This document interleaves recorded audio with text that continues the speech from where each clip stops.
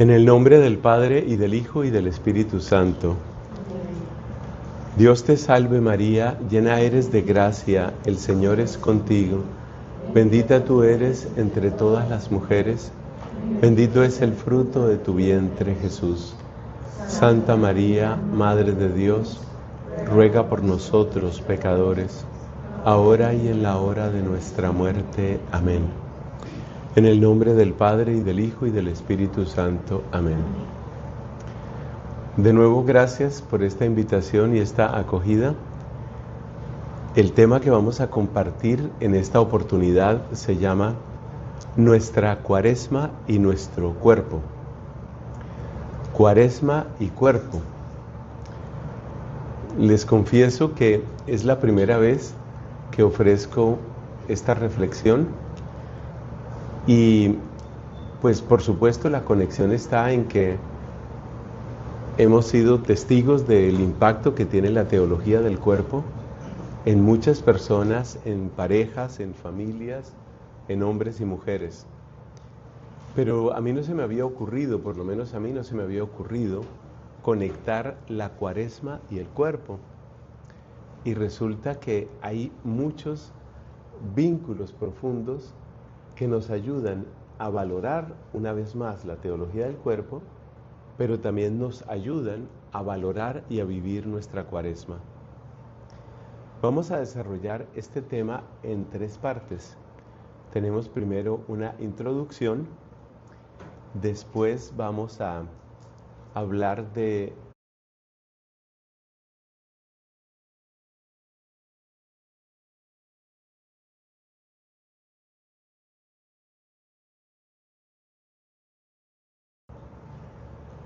en el nombre del Padre, y del Hijo, y del Espíritu Santo.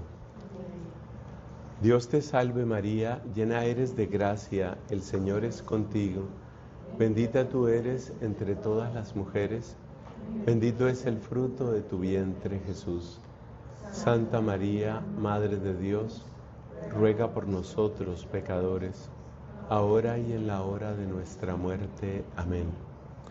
En el nombre del Padre, y del Hijo, y del Espíritu Santo. Amén. De nuevo, gracias por esta invitación y esta acogida. El tema que vamos a compartir en esta oportunidad se llama Nuestra Cuaresma y nuestro cuerpo. Cuaresma y cuerpo. Les confieso que es la primera vez que ofrezco esta reflexión y pues por supuesto la conexión está en que hemos sido testigos del impacto que tiene la teología del cuerpo en muchas personas, en parejas, en familias, en hombres y mujeres. Pero a mí no se me había ocurrido, por lo menos a mí no se me había ocurrido, conectar la cuaresma y el cuerpo. Y resulta que hay muchos vínculos profundos que nos ayudan a valorar una vez más la teología del cuerpo, pero también nos ayudan a valorar y a vivir nuestra cuaresma. Vamos a desarrollar este tema en tres partes. Tenemos primero una introducción, después vamos a hablar de Dios te salve María, llena eres de gracia, el Señor es contigo. Bendita tú eres entre todas las mujeres, bendito es el fruto de tu vientre, Jesús. Santa María, Madre de Dios, ruega por nosotros pecadores, ahora y en la hora de nuestra muerte. Amén. En el nombre del Padre, y del Hijo, y del Espíritu Santo. Amén. De nuevo, gracias por esta invitación y esta acogida. El tema que vamos a compartir en esta oportunidad se llama Nuestra Cuaresma y nuestro cuerpo. Cuaresma y cuerpo. Les confieso que es la primera vez que ofrezco esta reflexión y pues por supuesto la conexión está en que hemos sido testigos del impacto que tiene la teología del cuerpo en muchas personas, en parejas, en familias, en hombres y mujeres. Pero a mí no se me había ocurrido, por lo menos a mí no se me había ocurrido, conectar la cuaresma y el cuerpo. Y resulta que hay muchos vínculos profundos que nos ayudan a valorar una vez más la teología del cuerpo, pero también nos ayudan a valorar y a vivir nuestra cuaresma. Vamos a desarrollar este tema en 3 partes. Tenemos primero una introducción, después vamos a hablar de las virtudes y los vicios que veremos que suceden con el cuerpo y en el cuerpo. Y por último vamos a mencionar sobre la acción del desierto. Lo llamamos la acción saludable del desierto. Entonces, introducción, virtudes y vicios y desierto. Son como las 3 partes de esta reflexión. Empezamos con la introducción y aquí recordamos una palabra que fue muy importante para un obispo y gran maestro en la fe del siglo II. Ese obispo se llama Ireneo, San Ireneo. Ireneo fue obispo en la ciudad francesa de Lyon y aunque no hay constancia absoluta, todo indica que murió mártir. San Ireneo es uno de los realmente defensores de la fe en tiempos que eran muy complicados. Y creo que si entendemos qué era lo que estaba pasando en ese tiempo, también valoramos la frase de San Ireneo que nos va a servir de introducción. Esa frase que siempre se cita en latín es caro, cardo, salutis. La carne es el eje de nuestra salvación. Hoy en Teología del Cuerpo diríamos el cuerpo es eje de nuestra salvación.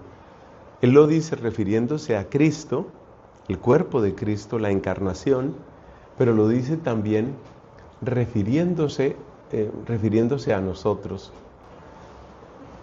La frase de San Ireneo es caro, cardo, salutis, que se puede traducir como la carne, refiriéndose al cuerpo de Jesús, pero también a nuestro cuerpo, y también al cuerpo eucarístico, y también al cuerpo de la iglesia. La carne, el cuerpo, es eje de nuestra salvación. ¿Qué le llevó a San Ireneo a esa frase? ¿Por qué él afirma eso? La respuesta está en las controversias y particularmente las herejías que había en aquella época. Repito, él fue obispo, predicador y defensor de la fe en el siglo II. En aquel tiempo había una presión bastante grande de grupos gnósticos. La palabra gnosis la escribimos con una G inicial y esa expresión gnosis lo que está indicando es conocimiento. Los grupos gnósticos son los grupos que afirman que lo esencial del cristianismo está en el conocimiento. Y uno al principio no entiende dónde está el problema ahí. Efectivamente, Cristo fue un gran maestro. Cristo nos enseñó con palabras muy sabias, muy profundas, con parábolas inolvidables, grandes predicaciones. Y uno dice, ¿dónde está el problema? El problema no es que Cristo haya enseñado. El problema es que nuestra salvación no es simplemente una enseñanza, sino que es una realidad que se consumó en la cruz. Y en la cruz lo que estuvo crucificada no fue una enseñanza, sino alguien que padeció en su carne, padeció en su cuerpo. Entonces, San Ireneo se da cuenta del peligro que tiene el gnosticismo. El gnosticismo pretende reducir la fe cristiana a un conocimiento. Simplemente tú conoces, aprendes y eso te hace salvo. Profundicemos un poquito más para que se vea el riesgo que tiene el gnosticismo, porque la gnosis de distintas maneras sigue siendo un peligro para la fe cristiana hoy. Analicemos qué es un conocimiento. Uno podría decir, un conocimiento es como una verdad. Sí, es cierto, pero el gran punto es este. Cuando a ti te dan instrucciones, eres tú quien tiene que hacer la fuerza, eres tú quien tiene que hacer el empeño. O sea, finalmente, la persona que te da instrucciones te deja en manos de tu propia voluntad y en manos de tu propia fuerza. Y por consiguiente, de alguna manera, eres tú quien se salva, eres tú quien logra el resultado. Pensemos, por ejemplo, en un entrenador y un deportista, un atleta tal vez. El entrenador le da instrucciones, pero el que tiene que hacer la fuerza, el que tiene que sudar, el que va a tener los calambres es únicamente el atleta. El entrenador le dice, mira, haz esto otro. Pero el que logra el resultado y el que pone toda la voluntad y logra finalmente una victoria es el atleta. En ese sentido, si Cristo fuera nuestro entrenador, pues nosotros seríamos los que nos redimimos a nosotros mismos. Nosotros seríamos los que nos damos la salvación a nosotros mismos. De tal manera que si somos nosotros los que hacemos la fuerza, entonces finalmente estamos hablando no de una redención, sino de una autorredención. Entonces soy yo quien se salva. Dije antes que el gnosticismo sigue vivo en nuestro tiempo. Eso es real. Piensa, por ejemplo, en los métodos de autosuperación. A ti te dan instrucciones y te dicen, mira, piensa esto, haz esto, trabaja tu mente de tal manera, cambia tus pensamientos de tal manera. Es decir, nos dan procedimientos, métodos, recetas, pero finalmente quienes tenemos, de acuerdo con esa idea, los que tenemos que hacer la fuerza, los que tenemos que lograr el resultado somos nosotros. Es decir, el músculo que tiene que trabajar es el mío, la mente que tiene que trabajar es la mía y el resultado finalmente es el mío. Y por consiguiente estamos hablando de autorredención. Hay muchas cosas que nuestra voluntad puede lograr, muchas. Hay muchas cosas que se pueden conseguir con perseverancia y disciplina. Hay muchas cosas que se pueden conseguir cambiando nuestra manera de pensar. Así, por ejemplo, si yo cambio mi manera de pensar, pues muy seguramente voy a poder mejorar algunos hábitos. Pero ¿cuál es el límite? Y esta es la parte tal vez más filosófica de esta charla. ¿Cuál es el límite que tiene mi voluntad? ¿Cuál es el límite que tiene mi esfuerzo? ¿O lo puedo lograr todo con mi esfuerzo? Esa es la pregunta. Porque nosotros sabemos que la historia que nos cuenta la Biblia es una historia de salvación. Y esa historia de salvación está indicando que nosotros recibimos la salvación de Dios y de hecho la recibimos a través de Cristo. Si yo reduzco a Cristo a la categoría de un maestro, entonces de nuevo el Redentor soy yo mismo. Para descubrir qué es lo que nos da Cristo, que no nos podemos dar nosotros mismos, tenemos que preguntarnos por el límite máximo de la voluntad humana. Es decir, ¿a qué puede llegar la voluntad humana? Y esta no es una respuesta fácil. Antes de intentar esa respuesta, debemos recordar que antes de Cristo tenemos todo el Antiguo Testamento. Y en el Antiguo Testamento tenemos un conocimiento. ¿Cuál fue ese conocimiento? Ese conocimiento se llama la Ley de Moisés. La Ley de Moisés, ¿qué era finalmente? Una serie de instrucciones.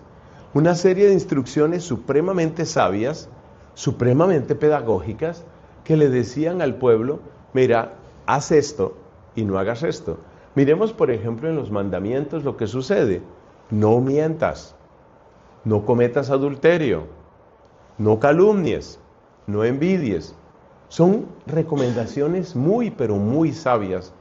Y junto a ese decálogo, junto a esos mandamientos, hay muchísimas otras enseñanzas y mandamientos. O sea que, de algún modo, la ley de Moisés era una gnosis, era un conocimiento. Pero otra vez, ¿quién tenía que aplicar ese conocimiento? ¿Quién tenía que poner el músculo y el sudor? Pues el pueblo de Israel. Y la pregunta es, ¿pudieron hacerlo? ¿Lo lograron? ¿Lograron una vida santa, generosa, coherente, teniendo la ley, la maravillosa ley de Moisés? ¿Lo lograron? ¿Lograron tener eso? Sabemos la respuesta, no lo lograron. ¿Y qué es lo que falla? Es la misma pregunta que antes he hecho. ¿Hasta dónde llega la voluntad humana? La voluntad humana tiene una serie de límites. Lo que puede el esfuerzo humano tiene una serie de límites. Y esos límites están descritos en la enseñanza de Cristo, en las mismas palabras de Cristo y sobre todo en la praxis de Cristo, lo que Cristo hizo. Vamos a mencionar 3 o 4 de esos límites que tiene la voluntad humana. Por ejemplo, pensemos en esta frase que dice Cristo, pero que sobre todo la vivió Cristo. Ama a tus enemigos. ¿De verdad yo puedo, con mi sola voluntad y con mis solas fuerzas, amar a mis enemigos? ¿Buscar el bien de la persona que me ha hecho el mal? Sabemos que el verbo amar en la Biblia se relaciona con buscar el bien. Definitivamente lo que a uno le sale de su naturaleza, lo que a uno le sale del cuerpo no es eso. A duras penas lo que yo puedo querer, a duras penas, lo que yo puedo querer es soportar. Y eso es lo que propone una filosofía como el estoicismo, que dicho sea de paso está bastante de moda hoy en las redes sociales. Hay una cantidad de material sobre estoicismo y mucha gente está volviendo a vender la filosofía estoica como la gran respuesta a los problemas de este tiempo. Es decir, aprende a resistir. Te tocó una persona que te odia en el trabajo. Mantente firme, vuélvete como una piedra, que todo te resbale, tú sigue tu camino, que no te importe, que no te importe. Hasta ahí llega la voluntad humana, que no me importe, que no me afecte, yo sigo lo mío. ¿Amar? ¿Me vas a pedir que ame a esa persona? ¿Me vas a pedir amor para esa persona? Ya es mucho cuento que no le reviente la cara. Ya es mucho cuento que no contrate a alguien para que acabe con ese ser humano. No me pidas más que eso. Ahí tenemos un límite de la voluntad humana. La voluntad humana puede llegar hasta el estoicismo y puede llegar a decir, muy bien, me resisto, está perfecto. Pero llegar a amar al enemigo, eso no es posible. Veamos otro ejemplo de estos límites de la voluntad humana, no importa cuántas instrucciones tú recibas. Vamos a suponer que tú eres una persona que hace las cosas bien, realmente bien. Es decir, eres una persona sincera, honrada, casta, generosa, le das la gloria a Dios, te portas bien. Esa persona que se porta bien en todo, aparece en el Evangelio. ¿Has oído el texto del joven rico? El joven rico, ¿quién es? Una persona que todo lo ha hecho bien. Una persona que se ha portado bien. Una persona que ha cumplido los mandamientos. Una persona que ha logrado pasar un test que yo creo que ninguno de nosotros aquí, por lo menos yo no, lo pasaría. Que uno pueda decir, como dijo el joven rico, he cumplido todos los mandamientos desde mi juventud. ¿Quién puede decir eso? Creo que muy poquitos. Pero supongamos que lo puedes decir. ¿Y ahora qué le dice Jesús a esta persona? Ya que cumpliste todos los mandamientos, haz una obra fantástica de amor. Vende todo. Dalo a los pobres. Prefiere un tesoro en el cielo. Y el Evangelio de Marcos, en este pasaje del joven rico, dice estas palabras. Jesús lo miró con amor y le dijo, vende todo. Es posible para la voluntad humana, para la sola voluntad humana, tener una vida ordenada, próspera, feliz, honesta y desprenderse de todo y salir de todo. Parece que no es posible porque el pasaje del Evangelio termina en que este joven, cuando recibió esa invitación, que, como dicen hoy los muchachos, es otro nivel. Cuando este joven recibió esa invitación, dijo, hasta allá no, hasta allá no.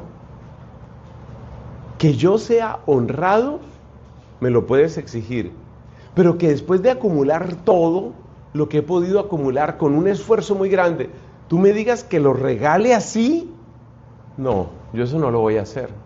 Ese es un límite. Y por eso hay una pregunta muy interesante que tenemos que hacernos frente a la virtud, particularmente cuando la virtud produce prosperidad.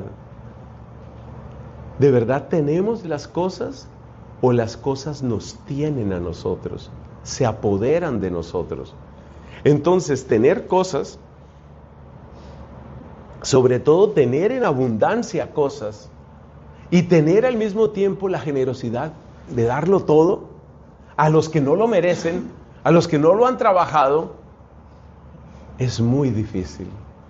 Podemos decir que en términos prácticos es imposible. Veamos otro ejemplo. Supongamos que yo soy una persona que tiene el propósito de ser buena. Yo voy a ser bueno, realmente voy a ser bueno. Y como soy bueno, pues me doy cuenta que parte de la bondad está en ayudar a los necesitados. Hasta ahí, magnífico.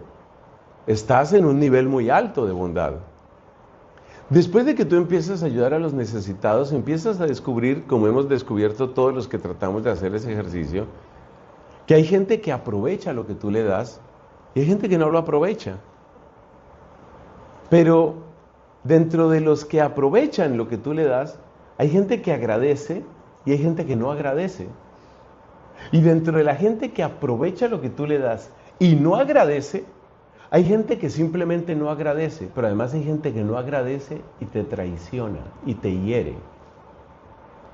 Ahora viene esta pregunta: ¿seguirías siendo bueno con una persona que no aprovecha lo que tú le das o que lo aprovecha pero no lo agradece?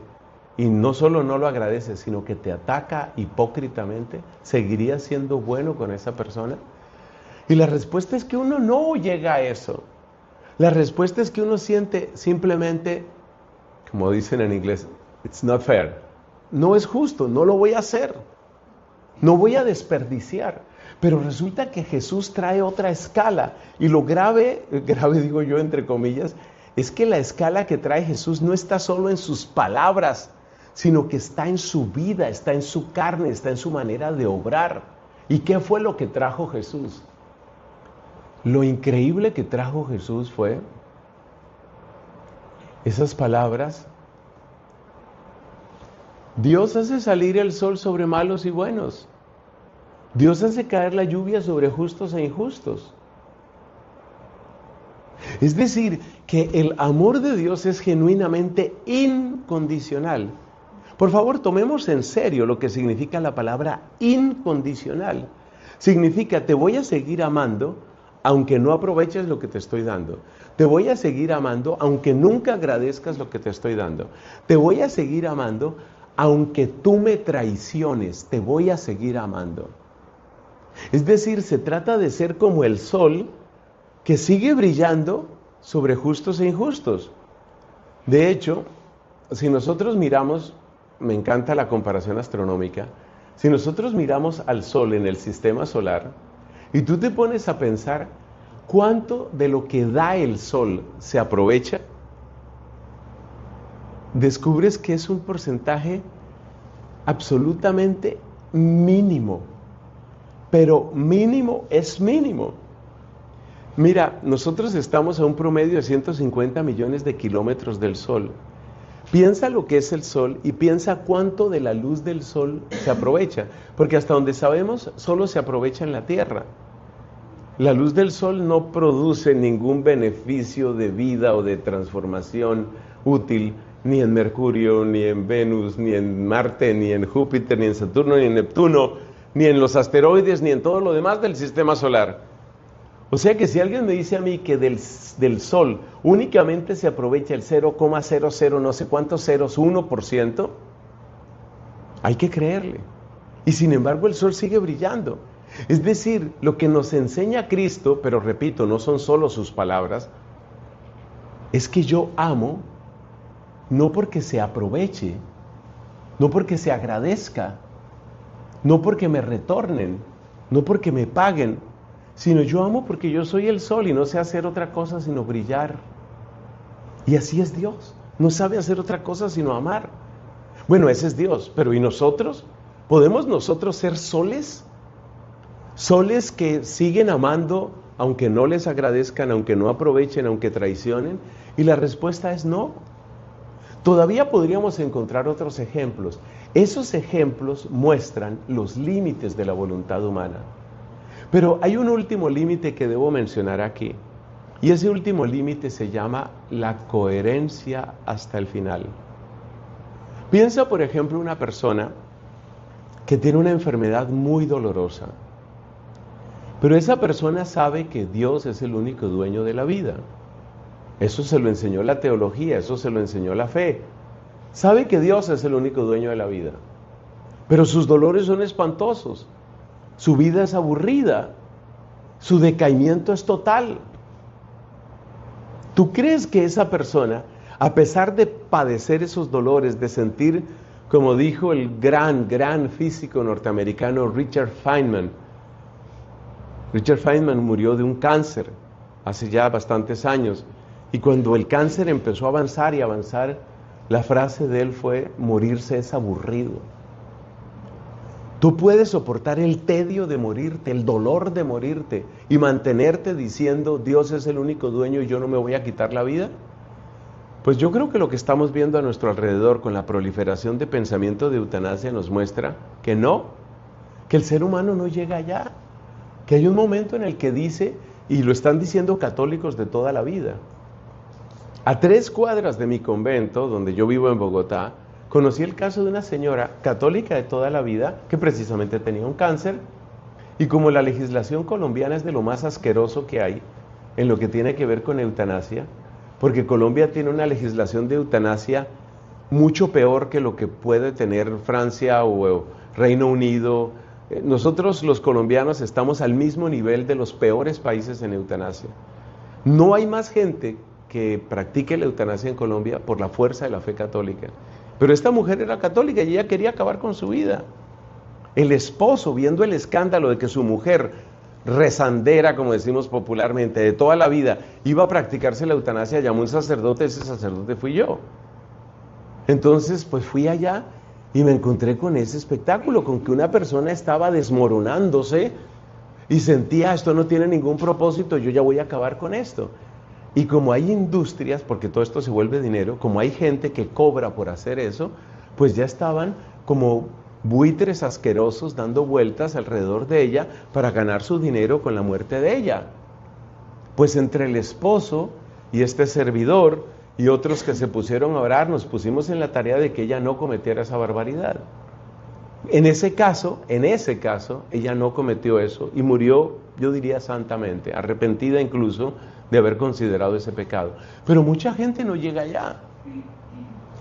Todo esto que está indicando que reducir la fe a gnosis es un engaño, es una trampa.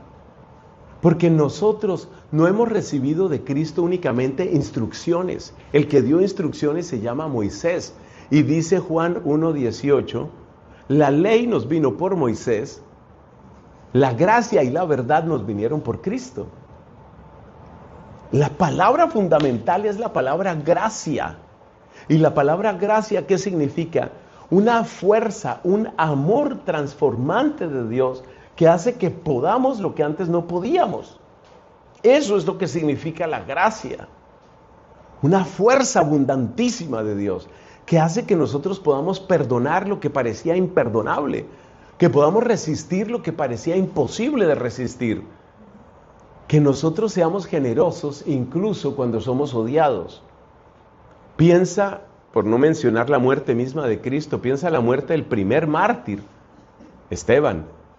Cuando lo estaban matando a pedradas, Esteban estaba rogando por ellos y decía, Señor, no les tomes en cuenta este pecado. Eso no viene de una voluntad humana simplemente. Por eso nosotros necesitamos la gracia. ¿Y la gracia qué es? La gracia es un auxilio transformante que no viene de nosotros, que no viene de nuestra voluntad, que no viene de un razonamiento, de un análisis que yo hago. Yo digo, ok, aquí voy a hacer esto, voy a reprogramar mi cerebro. No, no es una reprogramación de tu cerebro, no es una programación neurolingüística, no es una meditación, no es ningún ejercicio de mindfulness. No es tu cerebro trabajando, no es tu voluntad trabajando, es un auxilio que viene de Dios. Nunca más cierto lo que dice el Salmo. El auxilio me viene del Señor que hizo el cielo y la tierra. Entonces esa es la gracia no me la da mi voluntad. Todo esto que les estoy diciendo, aplicado en el contexto del siglo II, fue lo que se dio cuenta Ireneo. Ireneo se dio cuenta que reducir la fe a una gnosis es negar la gracia. Es decir, negar que nosotros, aunque por nuestras fuerzas no podemos alcanzar ni la santidad, ni el perdón, ni tantas otras cosas, nosotros con la gracia sí podemos. Entonces la gnosis está eliminando eso.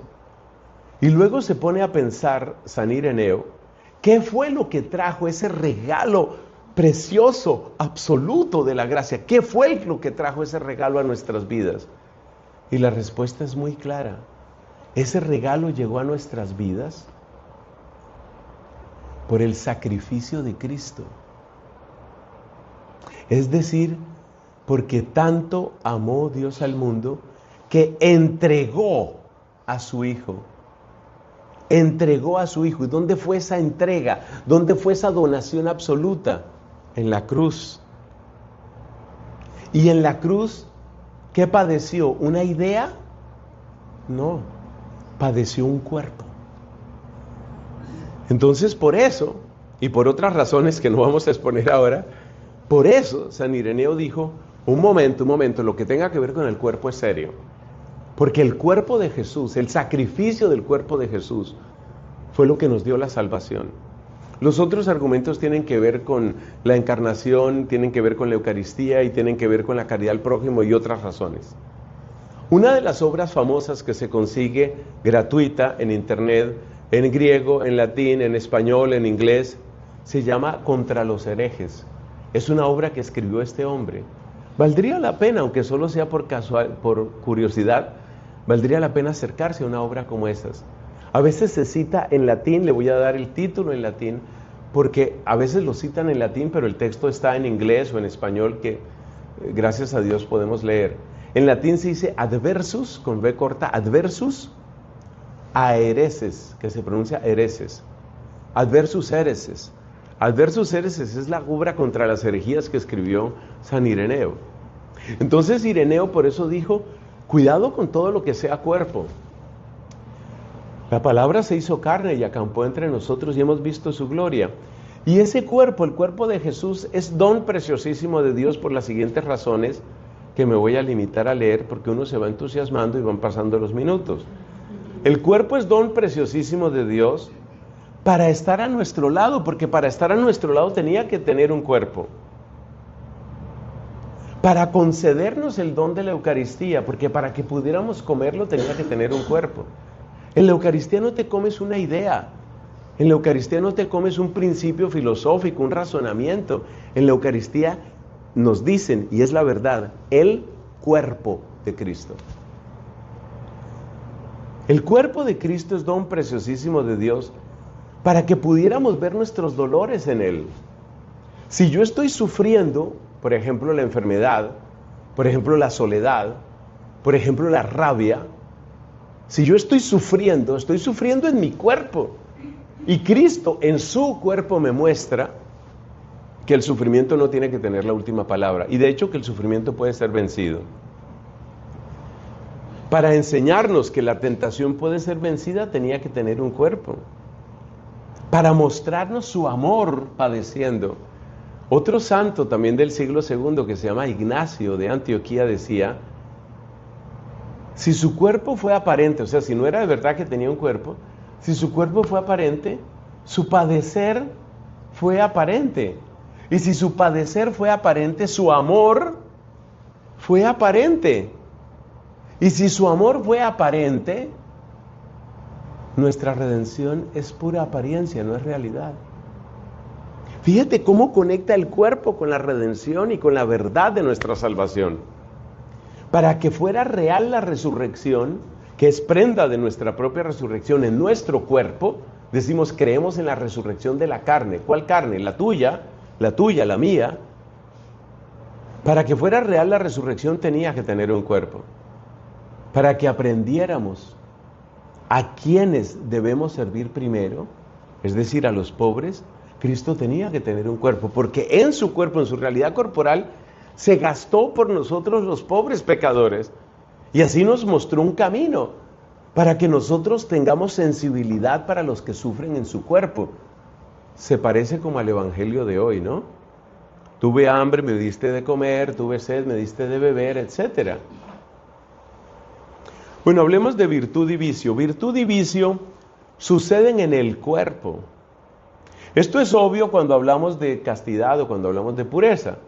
San Pablo dice en la primera carta a los Corintios, invitándonos a no caer en la lujuria, dice, cualquier otro pecado que ustedes cometen queda fuera, pero el pecado de lujuria lo cargas, lo llevas en tu propio cuerpo.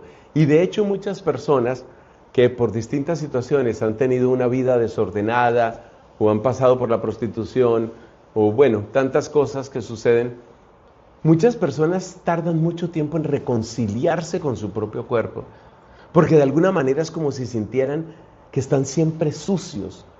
Por una razón antropológica que no vamos a comentar aquí, esto lo padecen más las mujeres que nosotros los hombres, pero es una realidad. La persona se siente como sucia y es posible que se haya confesado y es posible que haya recibido terapia y sin embargo lo que dice San Pablo es real, como que siente que le acompaña su pecado. Pero lo que queremos enfatizar aquí no es refiriéndonos únicamente a la lujuria o a ese tipo de pecado. Lo que queremos comentar aquí se refiere a todo pecado. En efecto, nuestro ser no es doble. Yo no soy dos cosas. Yo no soy cuerpo por un lado y alma por otro lado. Yo soy unidad sustancial de cuerpo y alma.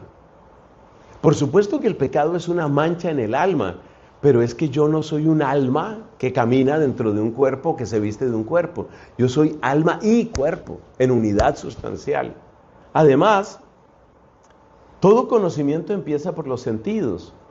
De tal manera que si yo empecé a sentirle mala voluntad y empecé a sentirle envidia a un compañero de estudio, de trabajo, todo empezó con ver. Todo empieza con los sentidos. Todo empieza con los sentidos. Un pecado de gula empieza por los sentidos. Uno ve, especialmente el día de ayuno, preparan las cosas más deliciosas, llegan los platos sin que uno los pida, las redes sociales conspiran para que uno no cumpla su ayuno. Entonces, todo tiene que ver con los sentidos. Es muy curioso lo que sucede con la palabra envidia de la que hablé antes, porque la palabra envidia viene del latín invidere, que es algo así como ver mal. La envidia es una mala mirada que tengo hacia la prosperidad del otro, el bien del otro, la belleza del otro, la felicidad del otro. Yo miro mal. Los sentidos están en todo. Los sentidos no son solo la vista, los sentidos también son el tacto. Los sentidos también son el oído. El tema del oído es grave. El tema del oído es muy grave y lo estoy enfatizando porque ustedes saben qué tipo de música está oyendo la gente hoy. Y ustedes saben que la música que tú oyes terminan siendo los valores que tú crees. Entonces los pecados entran por el cuerpo, suceden a través del cuerpo, suceden por el cuerpo, suceden en el cuerpo. Nuestras pasiones, que son corporales esencialmente, hay un tratado de Santo Tomás sobre las pasiones, pues son pasiones corporales. Nuestra comunicación o incomunicación sucede a través del cuerpo. Cuando tú quieres comunicarte con una persona, usas tu cuerpo, tu mirada, tu sonrisa, tu abrazo. Para mí ha sido muy bonito llegar a este lugar y ver que personas que lejanamente conozco o que poco conozco, me regalan esa sonrisa, me regalan un abrazo. Eso es comunicación y la comunicación sucede con el cuerpo. Pero también cuando vamos a ser ingratos o cuando vamos a castigar a una persona con el látigo de la indiferencia, ¿qué usamos? Nuestro cuerpo. Entonces entró la persona como si hubiera entrado un perro, no saludó a nadie. ¿Eso qué es? Eso es usar el cuerpo como un arma. El cuerpo con las palabras que dice, las palabras que pueden hacer tanto bien o que pueden hacer tanto daño, se producen aquí. Y mira en los matrimonios, y mira entre los amigos, pero pensemos sobre todo en las parejas, los daños que se cometen con el cuerpo. Una palabra de humillación, una palabra de asco, una palabra de desprecio. Me duele tanto el caso de una mujer hace unos meses. Me comentaba de su separación y me comentó 2 frases que sobre todo le decía al esposo. No las voy a repetir aquí porque no parecen groserías, pero eran frases de tanto asco y de tanto desprecio hacia ella que la destruyeron. O sea, este hombre por alguna razón detestaba a la esposa, quién sabe qué peleas tenían, y él usó su voz, esa misma voz con que un día la enamoró a ella, usó su voz para despedazarla, para destruirla interiormente, diciéndole cosas que, repito, yo no voy a repetir aquí. Entonces el pecado sucede a través del cuerpo y es muy importante que nosotros, eso lo tienen ustedes muy claro, pero bueno, esto también lo estamos grabando para que les sirva a otras personas. Es muy importante que nosotros tengamos perfectamente claro que la santidad es siempre santidad del cuerpo, en todo lo que hacemos. No es solo santidad de castidad, es lo que estoy destacando aquí. No es solo que, como yo no cometo pecados de castidad, porque abandoné esos pecados, porque eso ya quedó como un pasado en mi vida. No es solamente eso. Es cómo estás utilizando tu cuerpo, tus manos, tus abrazos, tus palabras, tus miradas. Todo eso, la santidad del cuerpo es todo eso. No es solamente que si estás cometiendo pecados de impureza o no. Esa parte se da por entendida. La santidad es siempre santidad del cuerpo. Pasemos a la última parte. La última parte tiene que ver con el desierto y tiene que ver con la cuaresma, porque nuestro título es Nuestra cuaresma y nuestro cuerpo. Y aquí tiene que aparecer una palabra importantísima de la cuaresma, esa palabra es desierto. Creo que muchos de nosotros el miércoles de ceniza, si tuvimos la oportunidad de ir a la Santa Misa o de escuchar una predicación, seguro que oímos la palabra desierto.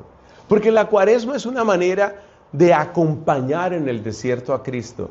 Pero si lo analizas bien, el desierto tiene muchísimo que ver con el cuerpo. El desierto tiene diversas formas, hay distintos tipos de desiertos, pero todas las formas del desierto tocan nuestra realidad corporal, todas. ¿Cuáles son los elementos del desierto? Yo tengo aquí 7 elementos que yo creo que hay que mencionar. Mire, lo típico del desierto es soledad, silencio, despojo, dureza, precariedad, abandono, vulnerabilidad. Abandono como sensación de estar abandonado. Las repito por las personas que están escribiendo. 7 palabras que describen el desierto y todas tienen que ver con el cuerpo. Soledad, silencio, despojo, dureza, precariedad, abandono, vulnerabilidad. La soledad es profundamente corporal. El silencio es profundamente corporal. El despojo. ¿Sabías que no hay manera de despojar a un ángel? ¿Qué le quitas a un ángel? No hay manera de despojar a un ángel. La dureza la experimenta uno. La dureza, por ejemplo, del calor o del frío. O la dureza de los animales que aparecen en los desiertos. La precariedad, la falta de recursos, el abandono, la falta de relaciones y de personas. Y finalmente la vulnerabilidad que de alguna manera agrupa todo esto. O sea que el desierto se siente, por lo menos al principio, se siente como una especie de agresión contra el cuerpo. Y cuando uno empieza a hacer penitencia, así sea poca penitencia, uno se siente como castigado. Voy a hacer, por ejemplo, un ayuno, voy a hacer esta penitencia. Hay gente que hace penitencias, por ejemplo, no le gusta el agua fría, entonces, bueno, voy a bañarme con agua fría. Cosas así. No me gusta la comida desabrida, pero no le voy a echar sal ni condimento a nada. Esa es una penitencia que puede ser dura. Y uno lo siente como un regaño, uno lo siente como un castigo, uno lo siente como una agresión. El desierto tiene esa característica. Es como algo que te atropella, como algo que te invade, como algo que te disminuye, como algo que te castiga. Fíjate que así son también las prácticas típicas de la Cuaresma. Ayunar se siente así.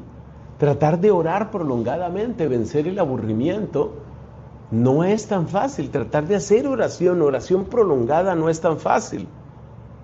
Salir de mi egoísmo, salir de mi comodidad para servir a otros no es fácil. Las obras de misericordia estoy mencionando ahora. Pero esta, entre comillas, esta agresión que trae el desierto, y que es una agresión que uno la siente en el cuerpo, estamos conectando cuerpo y cuaresma y cuerpo, esta agresión trae frutos. Por ejemplo, esta agresión purifica, educa, entrena, fortalece, ordena. Le trae orden a la vida en cada una de las cosas. Por ejemplo, hablemos del tema de los alimentos. Cuando uno empieza a hacer un pequeño sacrificio o gran sacrificio según la salud, las circunstancias, etc. Cuando uno empieza a hacer un pequeño sacrificio en términos de alimentos, muchas veces uno descubre, oiga, de verdad yo me he estado alimentando mal. O sea, me educa, me instruye, me entrena, me muestra que sí se puede vivir de otra manera. Y eso es supremamente saludable, es decir, eso te cualifica, eso te levanta, eso levanta el espíritu. Entonces, la Cuaresma, por una parte, se mete con tu cuerpo, es decir, la Cuaresma te atropella a veces, la Cuaresma te invade, la Cuaresma puedes sentir que es como un castigo, pero al mismo tiempo te levanta, te educa, te instruye, te libera, le pone orden a tu vida. O sea que podemos decir que la Cuaresma, trayéndole orden a nuestro cuerpo, le trae orden a nuestra vida. Ese es el resumen de esta predicación, de hecho. La Cuaresma, trayéndole orden a tu cuerpo, le trae orden a tu vida. Y por eso la Cuaresma es tan profundamente corporal. Y corporal es también lo que sucede en la Cuaresma. Fíjate, por ejemplo, la ceniza. La ceniza es una cosa corporal. Figúrate que yo tengo un problema en esta uña que, bueno, ahí me la están tratando, tiene su dificultad, está un poco levantada, me da vergüenza con ustedes. Pero me da vergüenza porque si usted se acerca aquí todavía tengo ceniza del miércoles de ceniza. O sea, la Cuaresma se me metió en la uña.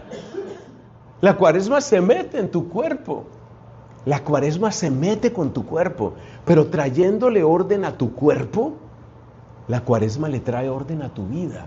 O sea, es un tiempo de recuperación, es un tiempo de desintoxicación, es un tiempo de liberación, es un tiempo de formación.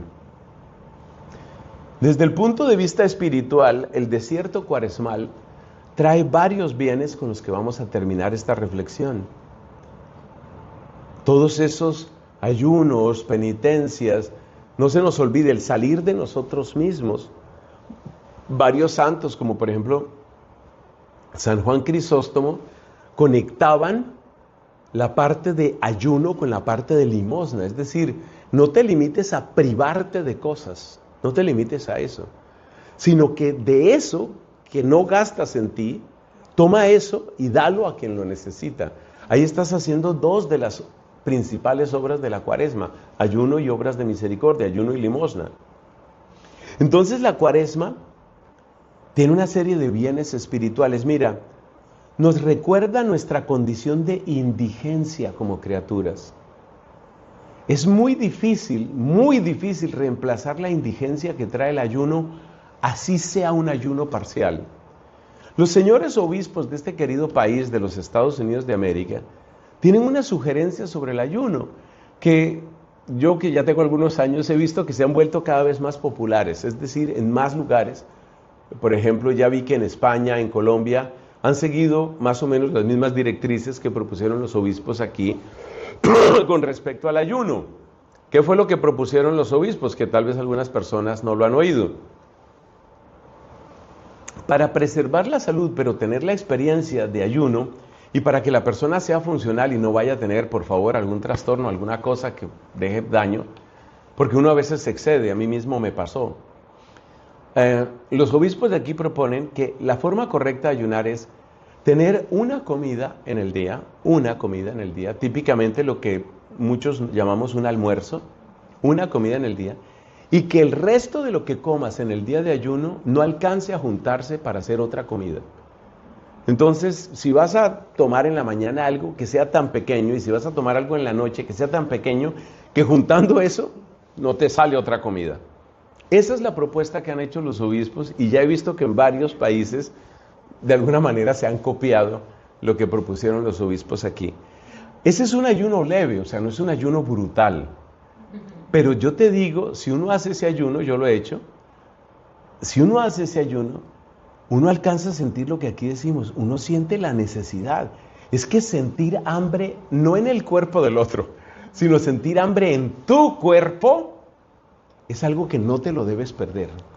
Sentir hambre en tu cuerpo, sentir tu indigencia, sentir que tú eres necesitado y hacerte entonces la reflexión de quienes viven así, y no por Cuaresma, sino todos los días. Esa reflexión hay que hacérsela. Los ejercicios cuaresmales nos enseñan el señorío de Dios. Eso de entrar en una tónica de obediencia, de que le voy a obedecer a Dios, le voy a obedecer a la iglesia, eso es maravilloso. Mira, estás pisoteando tu orgullo, estás venciendo tu soberbia, y todos sabemos que por ahí vienen los desastres en los que uno cae por el pecado. La Cuaresma nos deja verdades profundas sobre nuestro propio ser y sobre nuestra relación con Dios. Acuérdate que en el desierto, y esto lo dice el libro del Deuteronomio, el pueblo de Israel conoció su corazón, conoció su propio corazón. O sea, una Cuaresma bien vivida te lleva a un ejercicio de conocimiento profundo de quién eres tú. Por ejemplo, le doy un ejemplo de una persona que empezó a hacer ayuno, no un ayuno brutal, sino un ayuno, llamémoslo así, un poco leve, allá en mi país, en Colombia. Y entonces luego me comentaba, este era un joven adulto, y me decía, padre, yo tengo un problema, y es que el día de ayuno me da rabia con todo el mundo. Estoy con un mal genio y yo no sé, como que estoy como que, véngase pues, a ver, y aquí esto lo arreglamos, ¿no? El ayuno y la penitencia sacan de nosotros verdades que no queremos ver. El ayuno es revelatorio, la penitencia es revelatoria, la Cuaresma es revelatoria. Te muestra cosas que tú no has querido ver, cosas de ti mismo, cosas de ti misma, que estaban ocultas a tus ojos. Pero sobre todo el ayuno también te revela providencia y bondad de Dios. La penitencia y la Cuaresma, que son tan corporales, ya lo vimos, nos ayudan a descubrir no solamente quiénes somos nosotros, sino cómo es el Señor y quién es Dios y cuál es su providencia. La Cuaresma nos enseña a depender menos de gustos y placeres. Conozco varios testimonios de personas que, por ejemplo, tenían un vicio, uno dice un pequeño vicio, pero todos sabemos que puede acabar muy mal, que es el cigarrillo. El cigarrillo no trae nada bueno. Puede ser un placer, pero no trae nada bueno a la vida de nadie. Y yo conocí, primero en Irlanda y luego en otros lugares, conocí el caso de personas que dijeron, por la Cuaresma voy a dejar de fumar. No es que sea el peor pecado del mundo, pero voy a dejar de fumar. Y cuando acabó la Cuaresma, la persona dijo, oye, yo realmente no necesito eso. O sea, la Cuaresma te resitúa, o como tal vez se puede entender mejor, la Cuaresma te resetea. Mira la Cuaresma como un reset. La Cuaresma te resetea, te permite verte desde otro punto de vista. Ese ejercicio, que por eso estamos insistiendo, es siempre corporal, te ayuda a mirarte de otro modo y a decir, las cosas no son tan difíciles. Yo conocí una pareja que estaba haciendo las cosas mal, o sea, una pareja que no estaban casados, estaban teniendo sexo, pero ambos eran muy católicos. Entonces, cuando llegó la Cuaresma, dijeron, no, mira, espérate, no, en Cuaresma no vamos a seguir en esto. Entonces suspendieron su pecado durante la Cuaresma. Ese ejercicio lo hicieron un año, lamentablemente volvieron a pecar, y volvieron a pecar en Pascua, que no se debe. Al año siguiente, porque la relación seguía, al año siguiente, no, espérate, para Cuaresma paremos. Parece increíble, como a la tercera Cuaresma dijeron, no más fornicación entre nosotros. O nos casamos y nos podemos casar, o dejamos esto, pero no más pecado entre nosotros. O sea, el ejercicio de la Cuaresma les demostró en su propio cuerpo si es posible. Por eso te digo, la Cuaresma te resetea, te permite verte desde otro ángulo, entender las cosas de otro modo. Y empieza siempre en el cuerpo. Finalmente, la Cuaresma nos orienta hacia un futuro más pleno, nos hace recordar que nosotros no somos de aquí, que nosotros no somos de aquí, que estamos de paso, que nuestra residencia definitiva no está aquí. Y esa lección maravillosa que le han predicado santos padres es siempre necesaria, porque cuando uno empieza a tomarse en serio, yo no soy de aquí, mira, empieza a pelear menos, empieza a amargarse menos, empieza a agradecer más, empieza a bendecir más, empieza a ayudar más a otras personas. Porque ya uno empieza a mirar las cosas de este mundo no como posesiones para aferrarse a ellas, sino más bien empieza a mirar las cosas de este mundo como oportunidades. Que estoy ganando buen dinero, es mi oportunidad de hacerle bien a un poco de gente. Termino con una historia muy preciosa de una dama aquí en este país, una señora norteamericana que tiene mucho dinero, ha recibido, bueno, le ha ido muy bien en sus negocios o heredó lo que sea, tiene mucho dinero. Y ella ha convertido su dinero en una oportunidad de hacerle mucho bien a mucha gente. Y sus mimados, sus consentidos son los sacerdotes, particularmente sacerdotes africanos. Ustedes saben que en muchos lugares de África se habla inglés. Y ustedes saben que hay retiros espirituales muy buenos que se predican en este país. Este país tiene muy buenos predicadores en inglés. Muy buenos. Entonces esta mujer les paga los pasajes y el retiro durante una semana a 8 o 10 sacerdotes que vienen de África, vienen a este país. Eso vale un montón de dólares, muchos dólares. Pero ella dice, ella sostiene que su dinero es para eso, su dinero es para hacer esas cosas. Si otra persona no tiene ese dinero, puede hacer el bien de otra manera, pero ella tiene mucho dinero.